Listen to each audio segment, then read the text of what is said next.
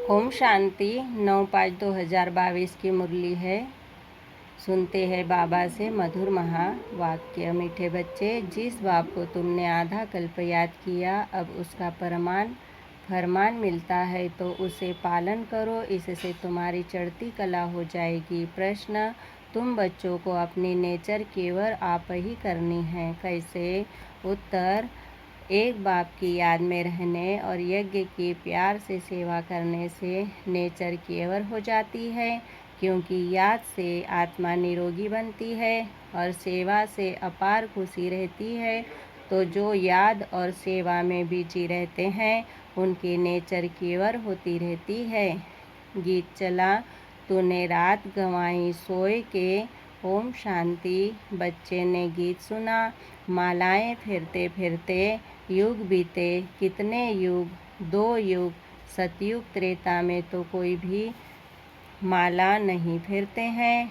कोई की भी बुद्धि में यह नहीं है कि हम ऊंच जाते हैं फिर नीचे आते हैं।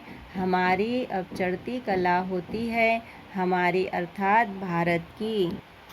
जितनी भारतवासियों की चढ़ती कला और उतरती कला होती है, उतना और कोई की भी नहीं। भारत ही श्रेष्ठाचारी और भ्रष्टाचारी बनता है।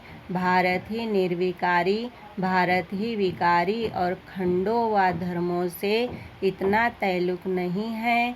फिर बाबा कहते, वह कोई हेवन में नहीं आते हैं, भारतवासियों के ही चित्र है।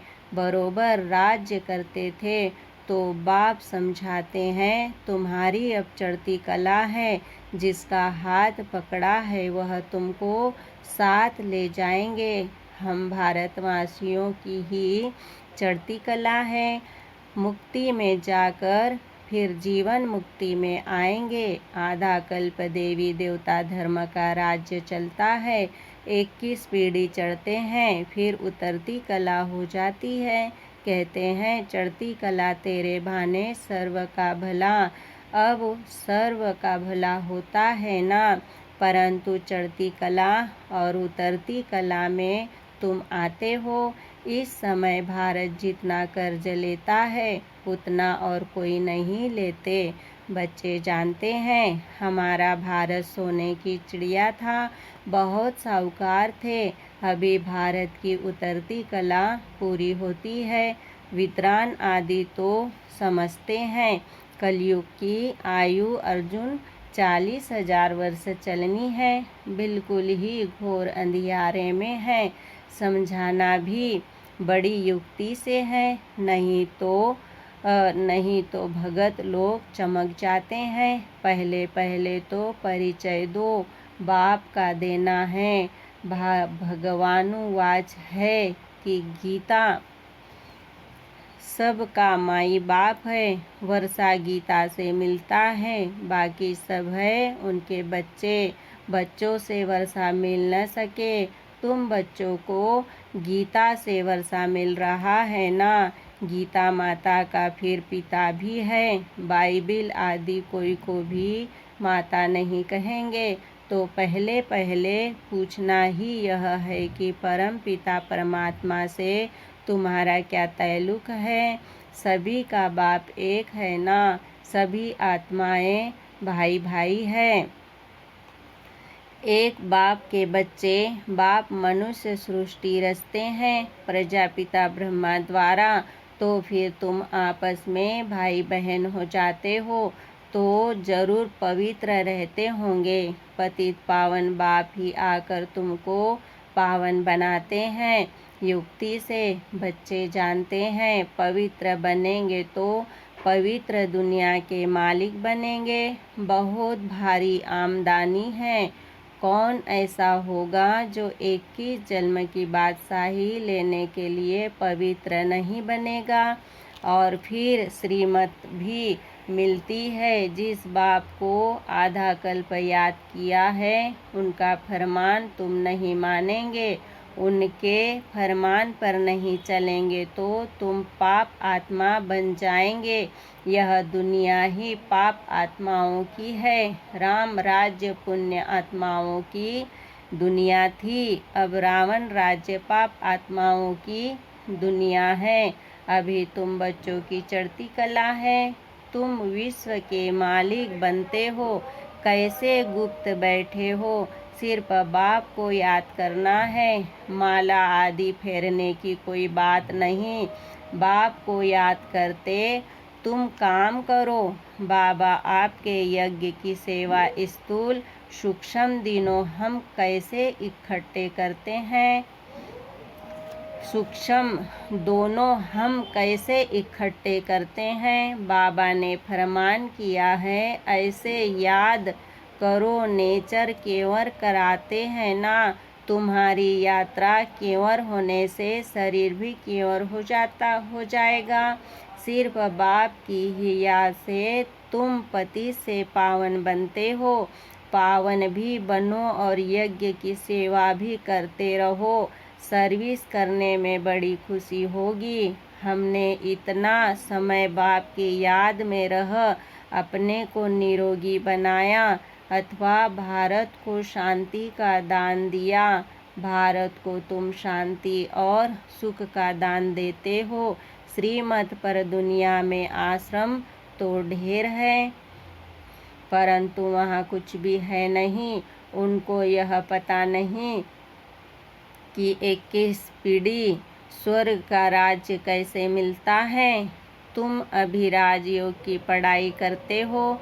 वो लोग भी कहते रहते हैं कि गॉड फादर आ गया है।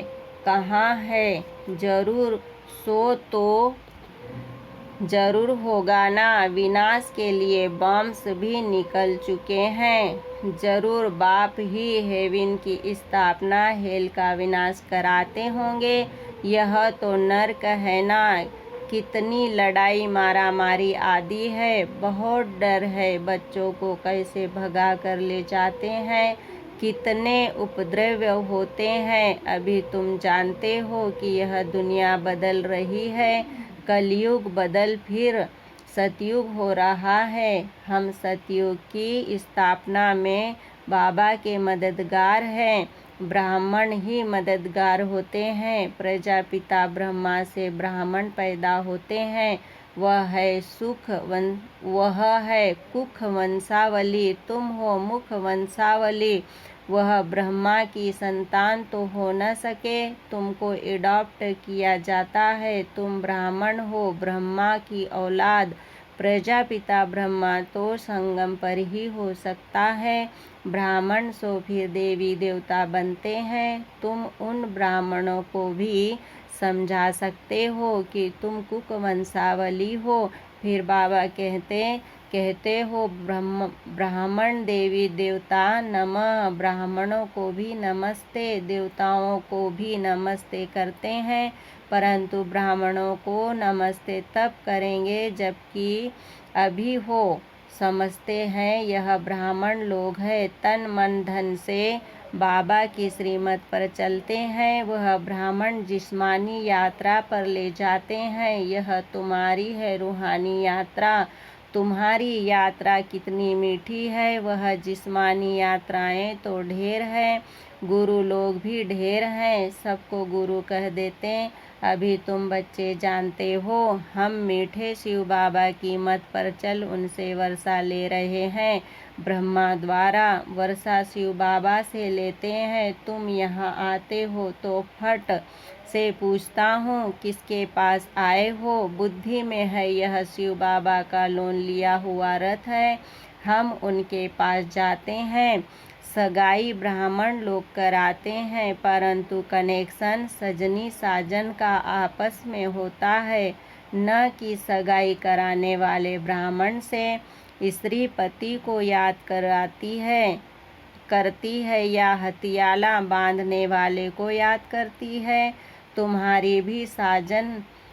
तुम्हारा भी साजन है शिव। फिर किसी देहधारी को तुम क्यों याद करते हो। फिर बाबा ने कहा याद करना है शिव को। यह लॉकेट आदि भी बाबा ने बनवाए हैं समझाने के लिए। बाबा खुद ही दलाल बन सगाई कराते हैं, तो दलाल को याद नहीं करना है।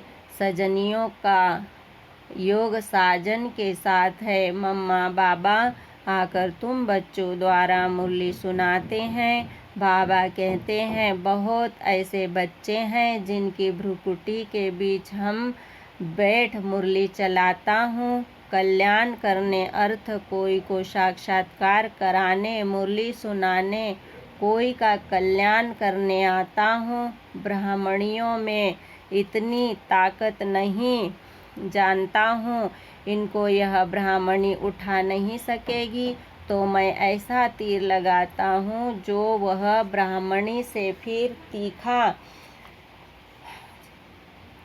जाए। ब्राह्मणी समझाती है, इनको हमने समझाया, देह अभिमान में आ जाते हैं। वास्तव में यह अहंकार भी नहीं आना चाहिए। सब कुछ शिव बाबा करने वाला है। यहाँ तो तुमको कहते हैं बाबा को याद करो। इन कनेक्शन शिव बाबा से होना चाहिए। यहाँ यह तो बीच में दलाल है, इनको उसका एवजा मिल जाता है। फिर भी यह वृद्ध अनुभवी तन है, यह बदल नहीं सकता। ड्रामा में नूंद है, ऐसे नहीं दूसरे कल्प में दूसरे के तन में आएंगे नहीं। जो लास्ट में है उनको ही फिर पहले जाना है। जो लास्ट में है उनको ही फिर पहले जाना है। झाड़ में देखो पिछाड़ी में खड़े हैं ना, अभी तुम संगम पर बैठे हो। बाबा ने इस प्रजापिता ब्रह्मा में प्रवेश किया है। जगत अम्बा है, कामधेनु और कपिल देव भी कहते हैं। कपल अर्थात जोड़ी, बाप दादा मात पिता, यह कपल जोड़ी हुई ना। माता से वर्षा नहीं मिलेगा, वर्षा फिर भी शिव बाबा से मिलता है, तो उनको याद करना पड़े। मैं आया हूँ तुमको ले जाने। इनके द्वारा ब्रह्मा भी शिव बाबा को याद करते हैं, शंकर के आगे भी शिव का चित्र रखते हैं। यह सब है महिमा के लिए। इस समय तो शिव बाबा आकर अपना बच्चा बनाते हैं, फिर तुम बाप को बैठ थोड़े ही पूजेंगे। बाप आकर बच्चों को गुल गुल बनाते हैं, गटर से निकालते हैं, फिर प्रतिज्ञा भी करते हैं हम कभी पतित नहीं बनेंगे। बाप कहते हैं गोद लेकर फिर काला मुँह नहीं करना, अगर किया तो कुल कलंकित बन पड़ेगा। हारने से उस्ताद का नाम बदनाम कर देंगे। माया से हारे तो पद भ्रष्ट हो पड़ेगा। और कोई सन्यासी आदि यह बातें नहीं सिखलाते हैं। कोई है जो कहेंगे मास में एक बार विकार में जाओ, कोई कहते हैं 6 मास में एक बार जाओ, कोई तो बहुत अजामिल होते हैं। बाबा ने तो बहुत गुरु किए हुए हैं, वह ऐसे कभी नहीं कहेंगे कि पवित्र बनो। समझते हैं हम ही नहीं रह सकते हैं।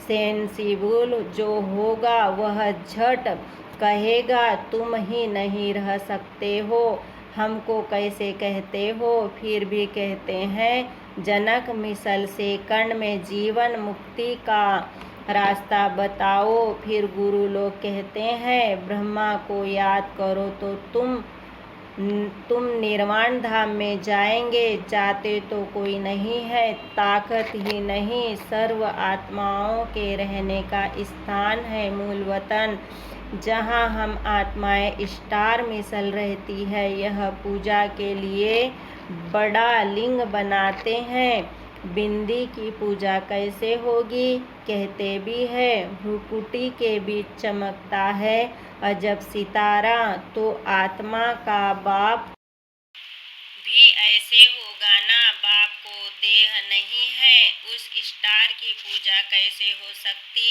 बाप को परम आत्मा कहा जाता है, वह तो फादर है।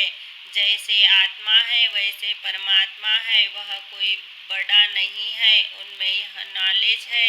फिर बाबा कहते इस बेहद के झाड़ को और कोई फादर है, जैसे आत्मा वैसे परमात्मा है, वह कोई बड़ा नहीं है। उनमें यह नॉलेज है, इस बेहद के झाड़ को और कोई भी नहीं जानते हैं। बाप की नॉलेज फुल है, ज्ञान में भी फुल है, पवित्रता में भी फूल है, सर्व का सद्गति दाता है, सर्व को सुख शांति देने वाला। तुम बच्चों को कितना भारी वर्षा मिलता है और कोई को मिल न सके। मनुष्य तो कितना गुरु को पूछते हैं, अपने बादशाह को भी इतना नहीं पूछते हैं। तो यह सब अंधश्रद्धा है ना। क्या क्या करते रहते हैं, सब में ग्लानि ही ग्लानि है। कृष्ण को लॉर्ड भी करते हैं तो गॉड भी कहते हैं। गॉड कृष्णा हेवन का पहला प्रिंस लक्ष्मी नारायण के लिए भी कहते हैं। यह दोनों गॉड गॉडेज है। पुराने पुराने चित्रों को बहुत खरीद करते हैं, पुरानी पुरानी स्टैम्प्स भी निकलती है ना। वास्तव में सबसे पुराना तो शिव बाबा है ना, परंतु किसको पता नहीं, महिमा सारी शिव बाबा की है। वह चीज तो मिल न सके। पुराने ते पुरानी चीज कौन सी है? नंबर 1 शिव बाबा। कोई भी समझ नहीं सकते कि हमारा फादर कौन है, उनका नाम रूप क्या है। कह देते उनका कोई नाम रूप नहीं है, तब पूछते किसको हो। शिव नाम तो है ना, देश भी है, काल भी है। खुद कहते हैं मैं संगम पर आता हूँ, आत्मा शरीर द्वारा बोलती है ना। अभी तुम बच्चे समझते हो, शास्त्रों में कितनी दंत कथाएं लगा दी है, जिससे उतरती कला हो गई है। चढ़ती कला सतयुग त्रेता, उतरती कला द्वापर कलयुग, अब फिर चढ़ती कला होगी। बाप बिगर कोई चढ़ती कला बना न सके। यह सब बातें धारण करनी होती है तो कोई भी काम आदि करते याद में रहना है। जैसे श्रीनाथ द्वारे में मुंह को कपड़ा बांध काम करते हैं, श्रीनाथ कृष्ण को कहते हैं। श्रीनाथ का भोजन बनता है ना। शिव बाबा तो भोजन आदि नहीं खाते हैं। तुम पवित्र भोजन बनाते हो तो याद में रह बनाना चाहिए, तो उससे बल मिलेगा। कृष्ण लोक में जाने के लिए व्रत नेम आदि रखते हैं। अभी तुम जानते हो हम कृष्णपुरी में जा रहे हैं, इसीलिए तुमको लायक बनाया जाता है।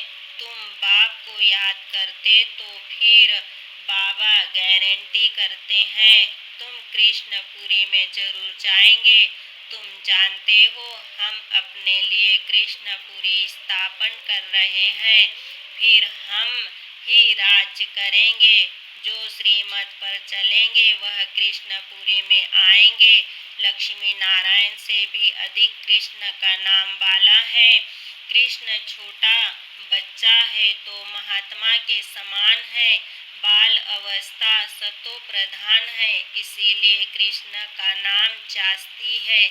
अच्छा मीठे मीठे सिकिले दे बच्चों प्रति मात पिता बाप दादा का याद प्यार और गुड मॉर्निंग। रूहानी बाप की रूहानी बच्चों को नमस्ते। हम रूहानी बच्चों की रूहानी बाप दादा को याद प्यार गुड मॉर्निंग नमस्ते। ओम शांति। धारणा के लिए मुख्य सार है। पहला पॉइंट सुनेंगे, अपना पूरा कनेक्शन एक शिव बाबा से रखना है।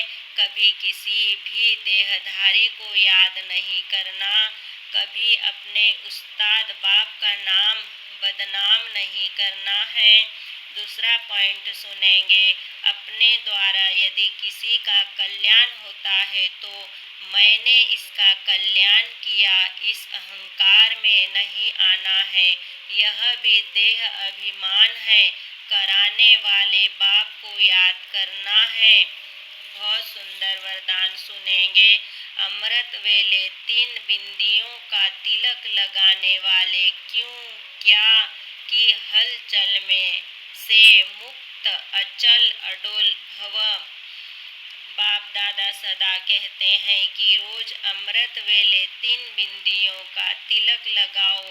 आप भी बिंदी, बाप भी बिंदी, और जो हो गया, जो हो रहा है, नथिंग न्यू, तो फुल स्टॉप भी बिंदी। यह 3 बिंदी का तिलक लगाना अर्थात स्मृति में रहना, फिर सारा दिन अचल अडोल रहेंगे। क्यों, क्या की हलचल समाप्त हो जाएगी। जिस समय कोई बात होती है उसी समय फुल स्टॉप लगाओ। नथिंग न्यू होना था, हो रहा है, साक्षी बन देखो और आगे बढ़ते चलो। बहुत सुंदर स्लोगन। परिवर्तन शक्ति द्वारा व्यर्थ संकल्पों के बहाव का फोर्स समाप्त कर दो तो समर्थ बन जाएंगे।